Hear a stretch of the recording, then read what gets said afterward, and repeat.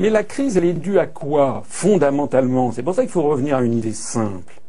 La crise, elle est due au fait que les États-Unis, et malheureusement les pays occidentaux à leur suite, notamment la France, les États-Unis ont perdu ce qui produisait de la richesse sur leur propre sol, c'est-à-dire l'industrie.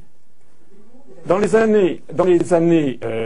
XVIIIe siècle, au XIXe siècle, les grands penseurs libéraux comme Adam Smith ou David Ricardo étaient des penseurs qui insistaient sur la nécessité de préserver une industrie nationale. Il faut bien voir que la politique qui est actuellement suivie au niveau mondial, ce n'est pas du tout la pensée des penseurs libéraux d'origine comme Adam Smith ou Ricardo, qui au contraire insistaient sur la nécessité de sauver l'industrie nationale, notamment pour des raisons de sécurité. Les questions de sécurité, par exemple d'approvisionnement alimentaire, ou les raisons de production de richesse, c'est-à-dire l'industrie, ont été complètement perdues de vue.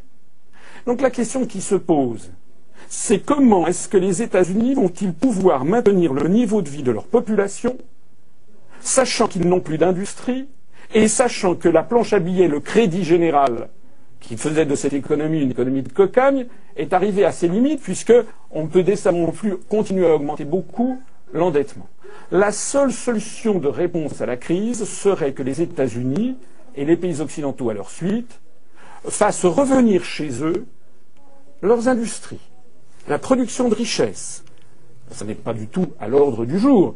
Ça nécessiterait d'ailleurs un démantèlement général de l'Organisation mondiale du commerce. Et donc nous nous trouvons devant cette situation que personne ne veut décrire aux peuples européens et à l'opinion publique française. Aucun mouvement politique en France ne le décrit.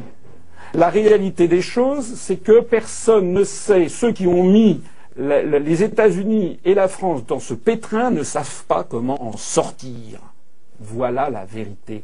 Parce qu'ils n'ont pas été les bons gestionnaires de l'intérêt national, c'est-à-dire de l'intérêt des gens, de l'intérêt des Français, ou même de l'intérêt des Américains. Ils ont été